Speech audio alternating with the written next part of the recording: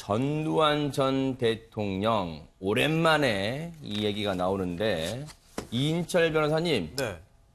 23년 만에 법정에 서게 된다 이런 말이 있습니다. 네, 그렇습니다. 1995년에 이제 광주 민주화 운동과 관련해서 이제 검찰 조사를 하고 있었는데, 네. 이제 조비오 신부님이 이렇게 이제 증언을 하셨어요. 네.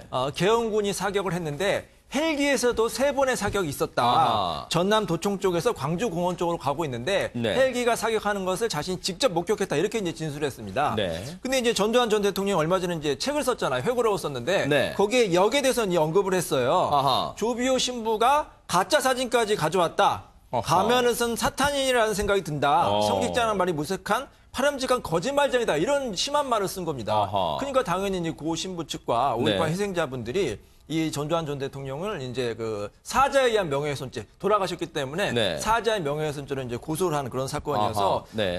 우리 검찰이 이제 수사 결과 네. 사실 그동안 이제 논란이 많았거든요. 정말로 이제 헬기에서 사격이 있었느냐. 근데 그게 이제 사실로 밝혀지지 않았습니까? 아하, 네. 그래서 이제 이 전두환 전 대통령의 어떻게 보면 회고록이 거짓말이고 네. 사자의 명예를 훼손했다 해서 불구속으로 네. 기소한 사건입니다.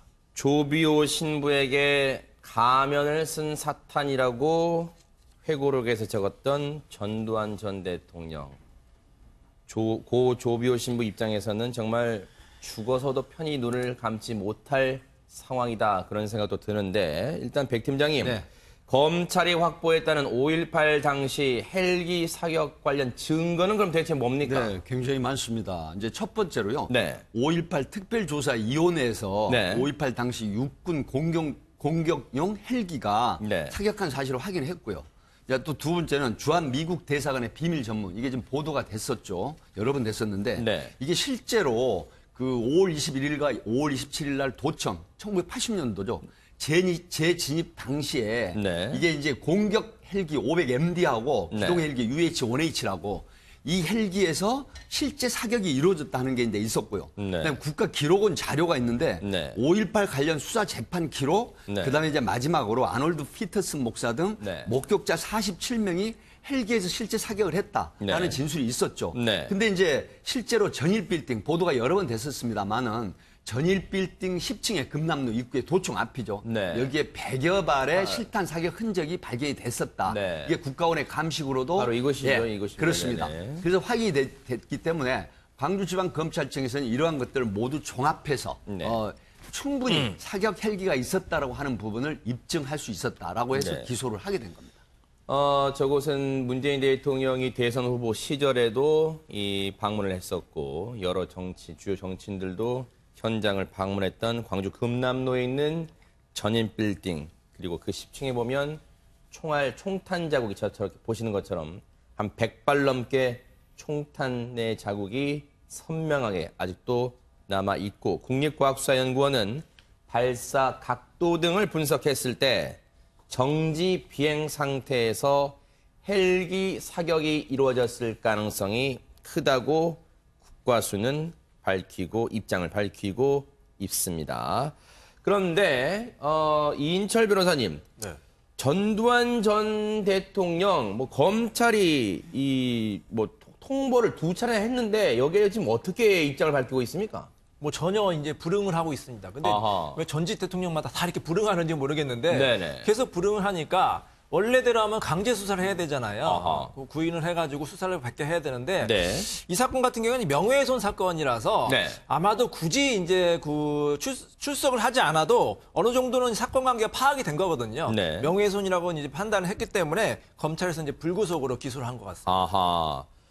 지금 불구속 기소가 됐기 때문에 만약에 이제 재판이 이루어진다면 홍순빈 아나운서, 그래서 앞서도 제가 말씀드린 게 23년 만에 만약에 재판정에 선다면 23년 만에 이제 법정에 서게 되나 이런 계산이 나온다면서요. 그렇습니다. 일단 전두환 전 대통령 같은 경우에는 1995년에 12.12 군사반란, 5.18 내란 및 내란 목적 살인, 뇌물 네. 등의 혐의로 구속된 지 이제 구속이 됐었는데 네. 그리고 나서 97년에 내란 및 내란 목적 살인죄 등이 이제 혐의가 적용이 네. 돼서 무기징역을 받았다가 그해 말에 특별 사면으로 석방이 됐었거든요. 네. 그런데 이번에 다시 이제 법정에 서게 된다면 23년 만에 쓰는 거고요. 네. 이번에 서게 된다면 광주지법에서 서게 된다고 합니다. 네. 참 뭐랄까요. 우연의 일치겠습니다만 이 재판도 명예훼손 23년 만에 사자, 즉 이 사망한 사람의 명예를 훼손한 혐의로 불구속 기소가 돼서 재판을 받게 되는 그 장소가 참 우연의 일치로 광주지방법원입니다. 광주지방법원. 그런데 오늘 보도를 보니까 어제 혹시 전국에서 이런 얄궂은 날씨 때문에 야, 이 날씨가 왜 이래? 그러신 분이 많을 텐데 어제 정말 뭐 우박 치고 천둥 치고 번개도 치고 곳에 따라서는요. 그랬었는데 이 얄궂은 날씨가 박상희 소장님 네. 전두환 전 대통령의 집도 비껴가지 않았다면서요. 그 집만 비껴가지 않은 것을 넘어서서 네. 너무 좀 글쎄 뭐 우연이라고 얘기를 해야겠죠. 네. 전두환 전 대통령 집 안에 경비초소에 벼락이 쳤다고 합니다. 어허, 근데 네. 저는 그 연희동에서 집이 굉장히 저도 가까워요. 어허, 네. 그래서 난 10대 정도에 정말 이만한 우박이 내렸거든요. 네네. 두두두둑 제가 사진을 찍어놨는데 어허. 벼락도 치고 편둥도 쳤지만 이게 정말 실질적으로 어느 집에 떨어질 거라는 거는 상상은 못했죠. 아. 근데 전두환 전 대통령 집에 이 사저 안에 경비초소가 있고 네. 그 뒤쪽으로 소나무가 있다고 합니다. 아하. 근데 그 소나무에 벼락이 내린 거예요. 아, 그래요? 네, 그러니까 뭐 날씨가 워낙에 이상 날씨였기 때문에 날씨가 특이해서 그런가 보다라고 얘기했지만 하필이면 이제 어제 네. 이런 일이 있다 보니까 사람들 사이에서는 신부님을 명예훼손을 하고 하더니 하늘에 벌을 받는 네. 것이 아니냐 뭐 이런 네. 일이 날 정도로 굉장히 좀 특별한 네. 일이었던 것 같긴 합니다. 네, 물론 이제 우연의 일치로 정말 박상희 소장님 말씀처럼 우연의 일치로 날이 정말 굳었어, 얄궂었어요. 그런데 그렇게 막 벼락 천둥도 치고 우당탕 했잖아요. 그리고 정말 앞서 그림 보신 것처럼 요만한 그 굵은 우박이 저도 당시에 이 버스에 타고 있었습니다만 정말 버스 기사님뿐만 아니라 승객들이 다 놀라더라고요. 그러면 그만큼 굵은 우박까지 떨어지는 그 순간에 전두환 전 대통령 사저를 지키는 경비 초소 옆에 소나무에 보세요. 저렇게 벼락이 떨어졌다고 합니다. 물론 우연의 일치입니다만 글쎄요. 뭔가요?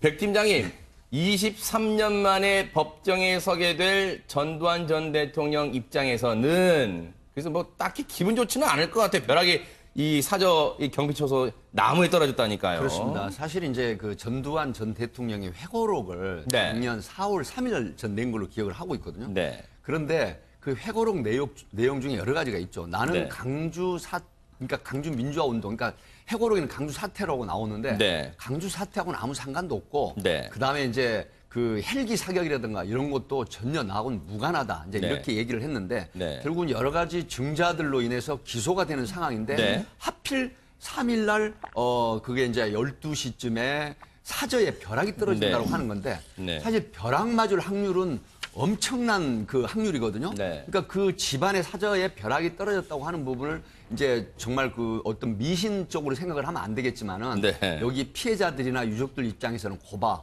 하늘 또 노에서 네. 당신에게 그런 벌을 주려고 하는 경고야. 아하. 이렇게 생각할 수도 있거든요. 네. 그래서 그런 측면인데 물론 우연의 일치이긴 하지만 네. 잘못하면 거기 10이 경호돼 있던 대원이 그러니까요. 소나무 옆에 서 있다가 큰일 날 뻔했었는데 맞아요. 아마 전두환 전 대통령이 직접 책임이 없다고 주장을 하시지만 네. 그래도 강주 민주화 운동의 유가족이나 네. 또 피해자들에게 네. 어떤 그 정신적인 심적인 그런 좀 네. 위로를 하는 게 어떨까 아하. 하는 개인적인 생각이 근데 듭니다. 너무나 확실한 증거가 이렇게 나오는데도 책임이 없다고 계속해서 뻔뻔하게 발뺌하는 것은 도저히 이해할 수가 없고요. 본인이 뭐 직접 총을 쏴지 않았다고 책임이 없는 겁니까? 최고 책임자 아닙니까? 최고 책임자고 그런 상황을 충분히 통제를 하고 어떻게 보면 사전에 지시를 했을 수도 있는데 지금이라도 사과를 해야지 사과를 안 하니까 자꾸 이런 일이 발생하는 거 아닙니까? 제가 보기에는 아직도 정의는 실현이 안 됐다고 봐요. 너무 특별 사면이 너무 빨리 됐습니다. 네. 그때 이제 재판은 그래도 잘 이루어져서 형량까지 다 나왔는데 사면이 너무 빨리 되는 바람에 이건 뭐 도저히 처벌이라고 볼 수가 없는 거거든요. 아하. 그래서 제 생각에는 아직까지 정의가 실현되지 않고 네. 지금이라도 온 국민에게 사과하시기 바랍니다. 그 회고록 얘기 나온 김에요. 사실 회고록이 그 나온다는 게 이제 작년인가요? 그때부터 이제 뭐 많이 화제가 돼서 언론들도 이제 보도를 한 바가 있습니다. 그때 뭐라고 했냐면 회고록 내용 중에 자신들도 그때 당시 또 이순자 여사도 뭐 그 회고록 비슷한 책을 썼어요. 그래서 이 5.18 광주 민주화운동, 물론 전두환 전 대통령 회고록에 앞서 말씀드린 것처럼 광주 사태라고 표현을 하고 있습니다만, 광주 사태로 오히려 자신들이 피해자다, 이렇게 얘기를 해가지고, 박사기 소장님, 5.18 당시 유족뿐만 아니라 전 국민을 거의 공분케 했던 그런 말들이 나왔었습니다. 네, 그렇습니다. 정말 민주화 운동에 헌신되시고 희생되신 가족의 마음을 어떻게 우리가 표현을 할 수 있겠습니까? 그러니까요. 그런데 거기에 대해서 지금 100배 사죄를 해도 모자라는 네. 상황에서 도리어 내가 희생자고 나는 알지도 못하는데 이런 일이 벌어진 거고 또 헬기 사격은 있지도 않았고 그거를 본 사람은 사탄이다라고까지 아하. 얘기를 하니까 네. 적반하장의 유분수지라는 생각이 드는데요. 이인철 변호사님 얘기대로 지금도 일단은 생전이니까 지금이라도 사과하셔서 나중에라도 그 후손들이라도 좀 떳떳하게 살 수 있게 하시는 것이 어떨까 하는 생각이 듭니다. 네. 역사는 흘러갑니다. 하지만 흘러간 역사도 이 지금이라도 바로잡고 다시 고쳐 물을 건 물어야 되는 게 또 역사가 아닌가 그런 생각을 해봅니다.